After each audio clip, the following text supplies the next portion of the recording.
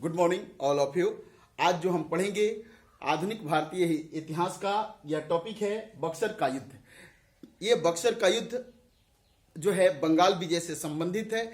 पिछली क्लासों में हमने बंगाल विजय और प्लासी का युद्ध पढ़ा था और उसमें हम लोगों ने देखा था कि किस तरह से बंगाल को मुर्शिद कुली खां मुगल साम्राज्य से अलग कर एक स्वतंत्र प्रांत के रूप में एक नए राज्य की स्थापना करता है 1719-20 के काल में, जब मुगल बादशाह मोहम्मद शाह जो है शासक रहता है। तो मोहम्मद शाह के काल में एक स्वतंत्र बंगाल राज्य की स्थापना होती है। और अब देखेंगे कि किस तरह से बंगाल राज्य जिस पर नवाबों का अधिकार था, ये कैसे धीरे धीरे जो है ईस्ट इंडिया कंपनी के हाथ से में चला जाता है। इसकी सत्ता ईस्ट इंडिया कंपनी के हाथ चली जाती है, ये देखेंगे। हम लोगों ने देखा पिछली क्लासों में जो पढ़ा उसमें ये पढ़ा था कि 1757 में प्लासी का युद्ध होता है। इसके पहले 1717 में फर्रुखसियर ने ईस्ट इंडिया कंपनी को एक फरमान दिया था जिसके तहत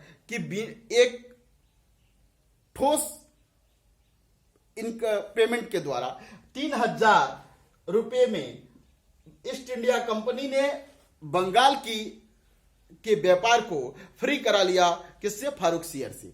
इसके बाद से फिर हमने देखा कि 1756 और 57 में अलीवर्दी खां की मृत्यु के बाद जब सिराजुद्दौला गद्दी पर नवाब बनता है बंगाल का, तो किस तरह से अंग्रेज जो हैं किलेबंदी शुरू करते हैं फोर्ट विलियम की। और इसके मना करने पर भी वो नवाब के मना करने पर भी नहीं मानते हैं। उसके बाद से नवाब के साथ युद्ध होता है और इस युद्ध में नवाब अंग्रेजों को परास्त कर देता है। इसी से संबंधित ब्लैक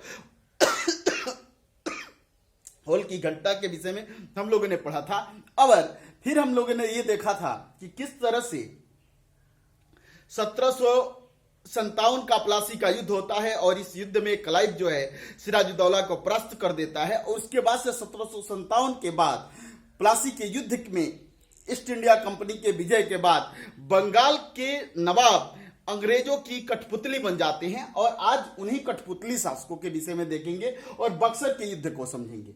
अब देखिए 1757 में जब सिराजुद्दौला को गद्दी से उतार दिया क्लाइव ने, उसके बाद से बंगाल का नवाब ईस्ट इंडिया कंपनी के गवर्नर क्लाइव के इशारों पर मीर जाफर बंगाल का नवाब बनता है। इसका टाइम पीरियड है 1757 से 1760 ईस्वी तक। अब देखिए कि मीर जाफर जिस समय सत्ता पर आया है, कहा जाता है कि उस समय जो है अंग्रेजों के हाथ का यह मात्र एक खिलौना था। अंग्रेज जैसे चाहते थे वैसे इसे करा लेते थे और यह अंग्रेजों के इशारों पर ही काम किया करता था। अब देखें कि इससे यह काफी तंग आ गया है मीर जाफर और वह अंग्रेजों के चंगुल से अपने को निकालना चाहता है। इसी क्रम में जब वह अपना हाथ पांव मारने लगता है ईस्ट इंडिया कंपनी के अधिकारियों के खिलाफ, तो इसे सत्ता से ईस्ट इंडिया कंपनी के गवर्नर हटा देते हैं और पुनः मीर कासिम को, जो कि मीर जाफर का दामाद है, इसे जो है बंगाल का नवाब बनाते हैं। क्लियर? मीर जाफर का यह क्या है? दामाद है। अब देखें कि मीर कासिम का टाइम पीरियड याद रखेंगे, ये दोनों काफी महत्वपूर्ण है। मीर कासिम का टाइम पीरियड है 1760 से 1763 ईस्वी। अब देखें कि 1760 से 1763 ईस्वी में मीर कासिम जो है बंगाल का नवाब बनता है। यह नवाब बनते ही राजधानी को मुर्शिदाबाद से हटाकर मुंगेर ले जाता है, बिहार में। क्यों ले गया?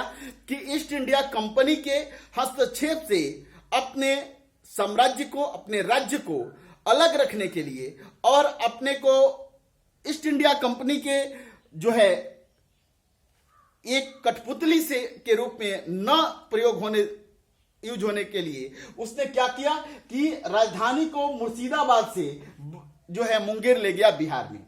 अब देखिए इसने और एक नीति अपनाई कि इसकी एक नीति थी भारतीय व्यापारियों को रियायत देना शुरू किया। ज्यादातर ईस्ट इंडिया कंपनी जब 1717 का फरमान प्राप्त हो गया ईस्ट इंडिया कंपनी को, तो वह अंग्रेज व्यापारियों को रियायतें देती थी, जिससे भारतीय व्यापारी जो थे उनका उनकी हालत खस्ती होती जा रही थी, दयनीय होती जा रही थी और भारतीय व्यापारियों का व्यापार से जो है एक तरह से कहें बोरिया बिस्तर बंध रहा था। अब इसको रोकने के लिए इसने क्या किया कि भारतीय व्यापारियों को मीर कासिम ने रियासत देनी शुरू की। ये दोनों बातें अंग्रेजों को अच्छी नहीं लगती हैं। अब देखें, तब तक ये घटना घटती है, पटना की घटना। ये कब हुई? 1763 ईस्वी में। ये दिन भी याद रखेंगे। इसे इतिहास में पटना कांड के नाम से जानती हैं। एलिस एक अंग्रेज अधिकारी था। एलिस एक अंग्रेज अधिकारी था। इसने क्या किया कि पटना के जो कुछ मीर कासिम के समर्थक लोग थे और मीर कासिम से संबंधित कुछ क्षेत्र थे जहां पर कि मीर कासिम के अनुसार ही कार्य हो रहे थे, उस क्षेत्र पर एलिस ने आक्रमण कर दिया। अब इस आक्रमण में मीर कासिम के खिलाफ यह आक्रमण था। इस आक्रमण में एलिस मारा गया और अंग्रेजों की पराजय हो गई। इस पराजय का पूरा जिम्मेदारी अंग्रेजों ने किसको माना? कासिम को। पूरी जिम्मेदारी किसको दी इस पराजय की? कासिम को। कि कासिम के फलस्वरूप ही ये एलिस की हत्या हुई और यहां उनकी हार होती है।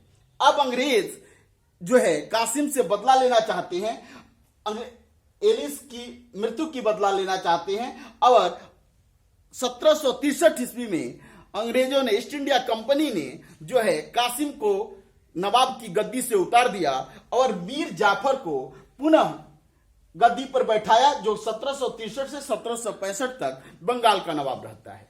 जब मीर कासिम को अंग्रेजों ने गद्दी से उतार दिया तो मीर कासिम जो है बंगाल से पश्चिम की तरफ बढ़ता है, बिहार और उत्तर प्रदेश की तरफ, और यहां पे वह जो है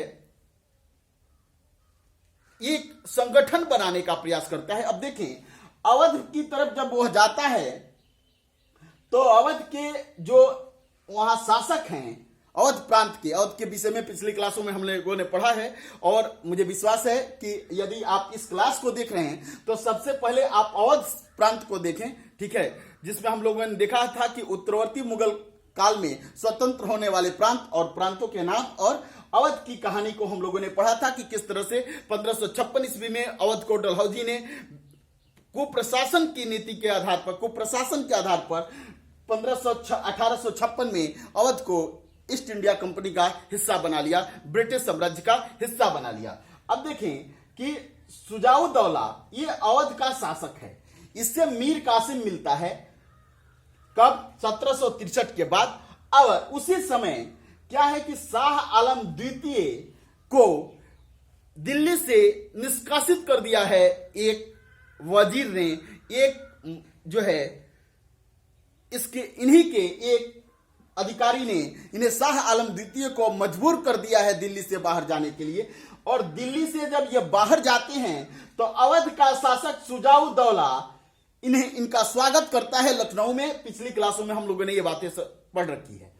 तो सुजाउद्दौला के यहां शरण लिए हैं कौन? शाह आलम द्वितीय, मुगल बादशाह शाह आलम द्वितीय शरणागत के रूप में एक तरह से कहें तो सुजाउद्दौला के पास हैं। सुजाउद्दौला के पास मीर कासिम पहुंचते हैं और मीर कासिम, सुजाउद्दौला और शाह आलम द्वितीय एक गठबंधन बनाते हैं और अंग्रेजों के खिलाफ युद्ध का एक मोर्चा खोलते हैं।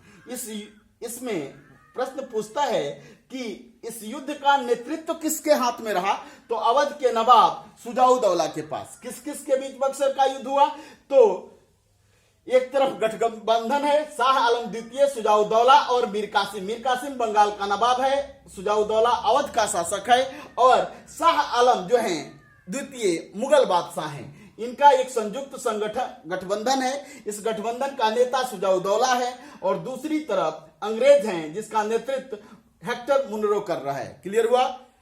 अब देखेंगे कि जब हम प्लासी का युद्ध पढ़ रहे थे उसमें हमने पढ़ा कि सिराजुद्दौला, एक तरफ बंगाल का नवाब सिराजुद्दौला था और दूसरी तरफ ईस्ट इंडिया कंपनी का गवर्नर जो है क्लाइव था। अब यहां देखेंगे कि एक गठबंधन लड़ रहा है जिसमें मुगल बादशाह हैं, अवध के नवाब सुजाउद्दौला हैं और बंगाल के पूर्व नवाब जो तत्काल में नवाब नहीं है, मीर कासिम है, और इसका नेतृत्व कौन कर रहा है? शुजाउद्दौला। यहां से बहुत बार एग्जामों में, बहुत सारे एग्जामों में प्रश्न पूछे गए हैं, तो इन बातों पर आप विशेषकर गौर रखेंगे। यहां से भी प्रश्न आपको बार बार एग्जामों में पूछे गए कि वह कौन सा नवाब है बंगाल का जिसने मुर्शिदाबाद से राजधानी को मुंगेर ट्रांसफर किया है। बिहार पीसीएस ने इससे प्रश्न पूछे हैं, और कई सारे, बहुत सारे यूपी पीसीएस आदि एग्जामों में भी प्रश्न पूछे गए। तो ये याद रखेंगे, और यदि बिहार से संबंधित एग्जाम दे रहे हैं तो ये बात तो याद ही होना चाहिए कि राजधानी को मुर्शिदाबाद से मुंगेर कौन ले जाता है? तो यह है मीर कासिम। अब देखें कि इस युद्ध का परिणाम क्या हुआ। तो इस युद्ध का परिणाम यह हुआ कि यह गठबंधन, शुजाउद्दौला का यह नेतृत्व परास्त होता है, और ईस्ट इंडिया कंपनी के गवर्नर का नेतृत्व विजयी होता है, और ईस्ट इंडिया कंपनी, अंग्रेज यहां विजयी होते हैं। अब देखें कि 1757 के का जो प्लासी का युद्ध हुआ था, उस युद्ध में अंग्रेजों ने कुछ अधिकार जो है बंगाल पर कर लिया था, लेकिन अभी तक पूरी इस बंगाल की सत्ता ईस्ट इंडिया कंपनी के हाथ में नहीं गई है। लेकिन इस युद्ध ने यह तय कर दिया कि अब बंगाल की मालकिन जो है ईस्ट इंडिया कंपनी होने जा रही है। अब बंगाल की सत्ता नवाब के हाथों से निकल रही है। अब देखेंगे कि मीर कासिम, अब इस युद्ध के बाद मीर कासिम दिल्ली भाग गया। क्लियर हुआ? और वहीं पर 1777 ईस्वी में मीर कासिम की मृत्यु हो जाती है। क्लियर हुआ? यहां तक आप समझ गए हैं। अब देखें कि इस युद्ध के बाद, बक्सर के युद्ध के बाद, दो संधियां होती हैं। इस संधि को इलाहाबाद की प्रथम संधि और इलाहाबाद की द्वितीय संधि के नाम से जानते हैं। इस इलाहाबाद की संधि कब हुई? तो याद रखेंगे 1765। यदि प्रश्न आपसे पूछता है कि इलाहाबाद की प्रथम संधि कब हुई, तो याद रखेंगे ये डेट पूछता है आपसे। कई बार एग्जामों में, कई सारे एग्जामों में प्रश्न पूछे गए हैं, तो इस पर बिल्कुल ध्यान रखें। सिंपल प्रश्न होता है, सामान्य सा प्रश्न यहां से होता है कि बक्सर युद्ध का नेतृत्व किसने किया? तो भारतीयों की तरफ से कौन है? तो शुजाउद्दौला है। ये कौन है शुजाउद्दौला? अवध के नवाब हैं। उसके बाद से अंग्रेजों की तरफ से नेतृत्व कौन? Hector Munro. पूरा नाम इसका है Hector Munro. Hector Munro. Clear? और इस युद्ध में विजय किसकी हुई? तो हेक्टर मुनरो की। पराजय किसकी हुई? शुजाउद्दौला की। अब देखें कि इस युद्ध के बाद कौन सी संधि होती है, कौन सी ट्रीटी होती है? तो इलाहाबाद की संधि। कब? 1765 ईस्वी में। प्रथम संधि कब? 12 अगस्त को। द्वितीय संधि कब? 16 अगस्त को। याद रखेंगे 12 अगस्त, 4 दिनों के बाद द्वितीय संधि होती है। प्रथम संधि किस किस के बीच होती है? देखें, मुगल बादशाह और अंग्रेजों के बीच होती है। मुगल बादशाह कौन है उस समय? शाह आलम द्वितीय। और अंग्रेजों का गवर्नर कौन है? क्लाइव। तो प्रथम संधि शाह आलम द्वितीय और क्लाइव के बीच होती है। अब इस संधि की मुख्य शर्तें क्या हैं?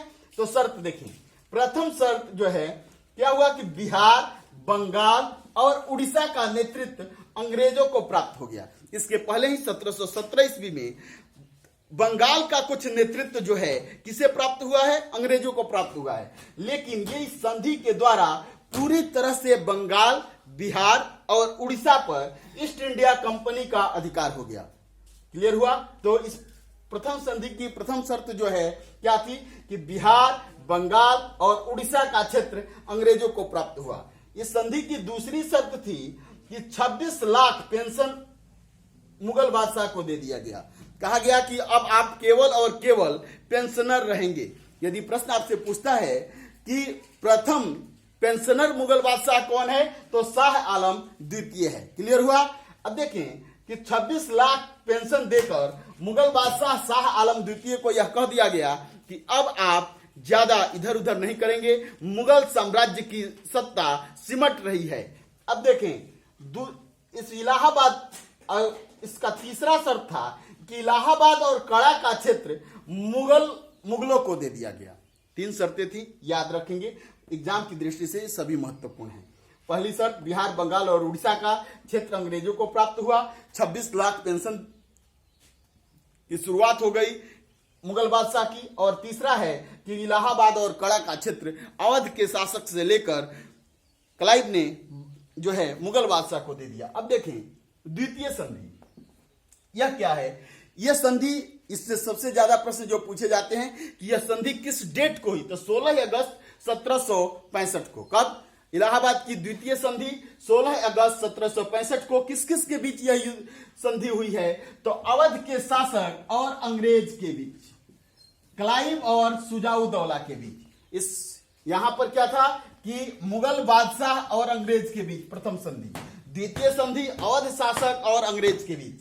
कंपनी को, अब इसमें इसकी शर्तें क्या थी, कंपनी को 50 लाख रुपए हर्जाने के रूप में अवध के जो है शासक को देना पड़ा, क्योंकि इसका नेतृत्व कौन किया है, तो सुजाउद्दौला। कंपनी ने कहा कि इस युद्ध का हर्जाना तुम भरोगे, और इस युद्ध में कंपनी को, ईस्ट इंडिया कंपनी को 50 लाख का हर्जाना हुआ है, और यह हर्जाने की राशि तुम भरोगे सुजाउद्दौला। क्लियर हुआ? इसकी दूसरी शर्त थी कि अवध के व्यय पर, अवध के खर्च पर अंग्रेज सेना अवध हेडक्वार्टर में रहेगी, अवध की राजधानी में अवध के खर्च पर ईस्ट इंडिया कंपनी की सेना रहेगी। अब नवाब एक तरह से सर्विलेंस में है ईस्ट इंडिया कंपनी के। अब देखें, इसके बाद से बंगाल में, इस युद्ध के बाद, इस संधि के बाद बंगाल में द्वैध शासन लागू होता है। अब यह द्वैध शासन क्या है समझें कि यह शासन किस किस के बीच हुआ, तो इस शासन की शुरुआत क्लाइव ने की थी, और इस शासन की समाप्ति वारिंग हेस्टिंग करता है। शुरू कब हुआ? 1765 में। समाप्ति कब होती है? 1772 ईस्वी में। तो द्वैध शासन, यदि प्रश्न पूछे कि द्वैध शासन कहां लगा था, तो बंगाल में। कब लगा था? 1765 में। कब समाप्त हुआ? 1772 में। ये द्वैध शासन लागू किसने किया बंगाल पे, तो क्लाइव ने, और समाप्त किसने किया? वारिंग हेस्टिंग ने। अब प्रश्न यह है कि यह द्वैध शासन है क्या, तो ये द्वैध शासन अंग्रेज और बंगाल के नवाब के बीच का शासन द्वैध शासन कहलाता है। अब कैसे, तो अंग्रेजों के पास अधिकार रह गए। कैसे अधिकार? दीवानी अधिकार। दीवानी अधिकार यानी जो भी टैक्स वसूल करने का कार्य है, जो भी पैसा इकट्ठा करने का कार्य है, यह अंग्रेजों के पास रह गया।